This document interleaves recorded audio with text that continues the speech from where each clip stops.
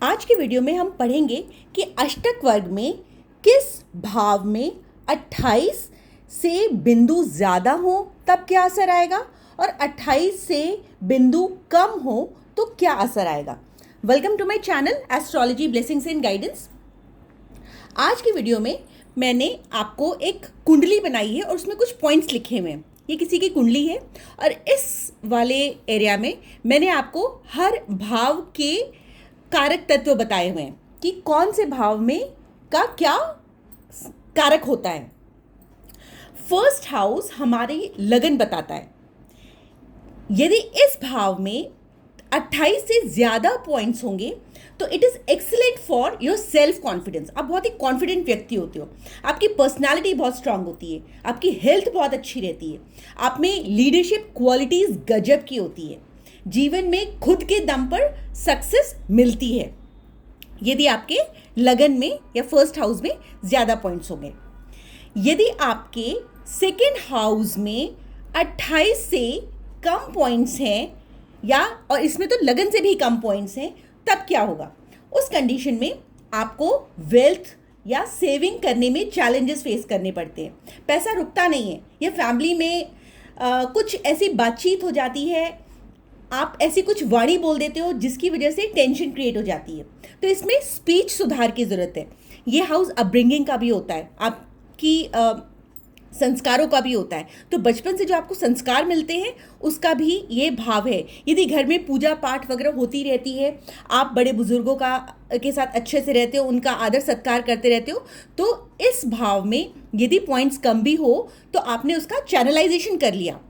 इस तरीके से आपको कभी धन संबंधी दिक्कतें नहीं रहेंगी। यदि आपके थर्ड हाउस में 28 पॉइंट्स होते या फिर उससे ज़्यादा पॉइंट होता तब क्या होता। उस कंडीशन में आप बहुत करेजियस हो जाते, कम्युनिकेटिव हो जाते, क्योंकि ये हाउस किसका है? कम्युनिकेशन का है, टैलेंट का है, आपकी राइटिंग का है, स्पीकिंग का है, सोशल मीडिया या नेटवर्किंग का है। आपको ये हाउस करियर का भी होता है, क्योंकि ये 10th हाउस है। 1 2 3 4 5 6, 10th से ये 6th है। भवत भावम के हिसाब से ये 10 से 6 है, तो again it is somewhere related with career. तो यदि यहाँ पर ज़्यादा पॉइंट्स होते तो फिर आपके प्रोफेशन के लिए अच्छा होता।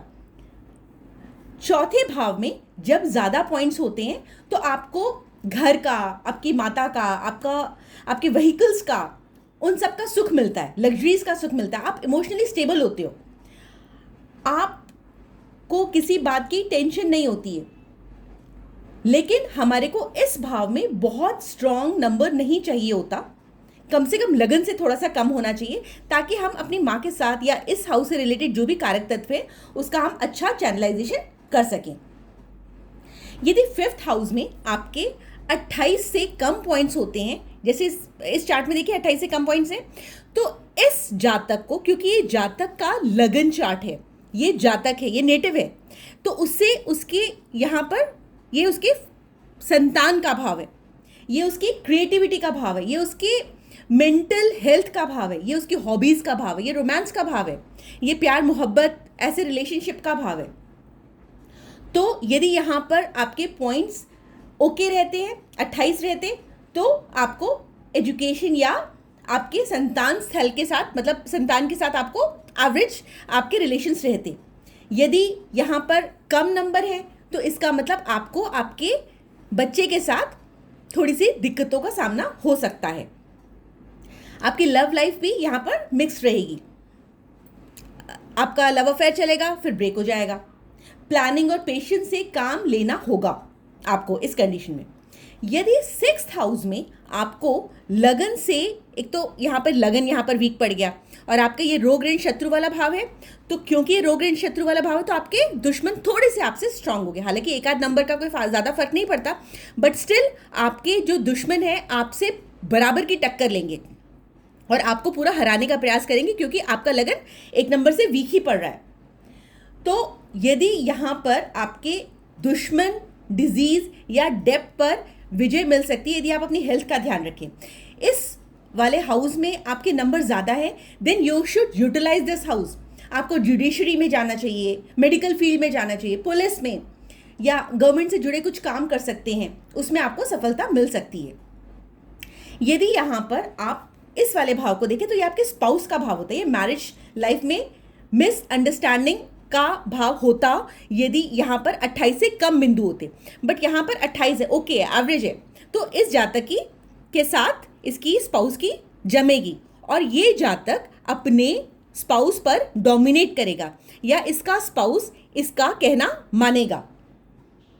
ये व्यवसाय के लिए भी ये हाउस ठीक है क्योंकि यहाँ पर 28 पॉइंट है, 28 पॉइंट्स एवरेज होते हैं, तो मिसअंडरस्टैंडिंग ज़्यादा नहीं होगी। नेक्स्ट आता है आपका 8th हाउस। 8th हाउस किसका होता है? सडन गेन्स का। अचानक से आपको बैठे बिठाए कुछ पैसे मिल जाते हैं, आपको किसी की इनहेरिटेंस मिल जाती है ना। आपका इंटरेस्ट जो है, अचानक से मन करता है चलो एस्ट्रोलॉजी पढ़ूँ या कोई सीक्रेटिव स्टडी पढ़ूँ या ऑकल्ट साइंस में या कोई भी हिडन साइंस होती है जिसमें रिसर्च वर्क इन्वॉल्व होता है, ये उसका भाव है। अब यहाँ पर 28 से ज़्यादा पॉइंट्स हैं तो अब, और ये लगन से कम है, तो आपकी हेल्थ भी ठीक रहेगी और आप इन सब फील्ड्स में, एस्ट्रोलॉजी में, ऑकल्ट साइंस में या इस तरह की जो भी सब्जेक्ट्स होते हैं उसमें आप अच्छा कर सकते हो। लेकिन क्योंकि यहाँ पे हेल्थ स्ट्रांग दिखा रहा है तो आपको इतना ज़्यादा सेटबैक्स नहीं होंगे, आपकी हेल्थ ठीक रहेगी। वहीं यदि यहाँ पर नंबर बहुत ज़्यादा होते, मान लिया यहाँ पे 35 होता, तब आपकी हेल्थ में आपको कॉम्प्लिकेशंस फेस करने पड़ते क्योंकि वो लगन से यहाँ पर नंबर कम हो जाते। यहाँ पर लगन से नंबर कम है और 28 से भी ज़्यादा है, तो ये बंदा एस्ट्रोलॉजी में अच्छा कर सकता है। नेक्स्ट आता है आपका 9th हाउस। ये हाउस आपका भाग्य का स्थान है। भाग्य में आपको सर्वाधिक बिंदु मिले हुए हैं, मैक्सिमम पॉइंट्स मिले हुए हैं, तो आपका भाग्य तो स्ट्रांग है, ये तो आपको पता चल रहा है। इसमें आप लगन से इसमें कम पॉइंट्स है तो आपको बैठे बिठाए भी आपको कुछ चीज़ें आराम से मिल जाएंगी, आप स्पिरिचुअली बहुत इंक्लाइंड रहोगे। नेक्स्ट आता है 10th हाउस। ये आता है हमारा कर्म का भाव। अब कर्म भाव में लगन से कम नंबर है तो करियर में अप डाउन हो सकता है, आपको हार्डवर्क भी करना पड़ेगा, बॉस के साथ थोड़ा बहुत तनाव रह सकता है क्योंकि यदि यहाँ पर 28 नंबर होते तो आपकी प्रोफेशनल लाइफ ठीक ठाक चलती, बट यहाँ पर थोड़ी सी आपकी प्रोफेशनल लाइफ डाउन रहेगी बिकॉज यहाँ पर 28 से बिंदु कम है। आपको वहाँ पे आपका जो भी वर्किंग एनवायरनमेंट रहेगा वहाँ पे आपको थोड़े से चैलेंजेस का सामना करना पड़ सकता है। Now 11th house. 11th house is of gains, it is of desired income.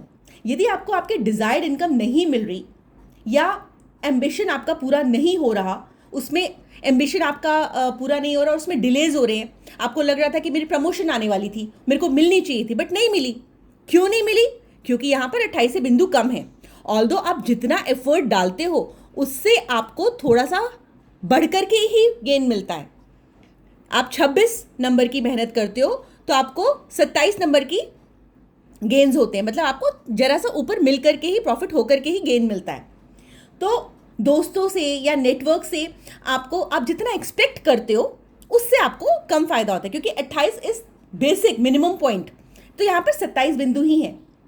तो यहाँ पर आप यदि बिजनेस कर रहे हो, क्योंकि business is involve with the social circle, तो सोशल सर्कल का भाव है ना, ये फ्रेंडशिप का भाव है, ये नेटवर्किंग का भाव है, तो यहाँ पर बिजनेस या फ्रीलांस वर्क में थोड़ा सा अप डाउन रहेगा। आप जितना चाहोगे उतना आपको बेनिफिट नहीं मिलेगा। Now 12th house. 12th house किसका है? ये एक्सपेंसेस का है। एक्सपेंसेस का या फॉरेन ट्रैवल का यहाँ पर योग कम बनता है। फॉरेन ट्रैवल का योग इसलिए कम बनता है क्योंकि यहाँ पर बिंदु कम है, खर्चे भी आपके नियंत्रण में हैं। आप आइसोलेशन या स्पिरिचुअल इंक्लिनेशन आपका ओके टाइप है। आपके हिडन एनिमीज बहुत ज़्यादा नहीं हैं क्योंकि यहाँ पर बिंदु कम है। ये जो हाउस होता है, ये जो भाव होता है, ये आपके हिडन एनिमीज का होता है, छिपे हुए शत्रुओं का होता है, जो सामने से मीठा मीठा बोलते हैं बट पीछे से they are not your well wishers. तो मैंने आपको यहाँ पर लगन से लेकर 1 2 3 4 5 6 7 8 9 10 11 12 सारे हाउसेस के बारे में बता दिया कि किस हाउस का क्या कारक तत्व होता है। उस बेसिस पे आप इस वीडियो को समझ सकते हैं।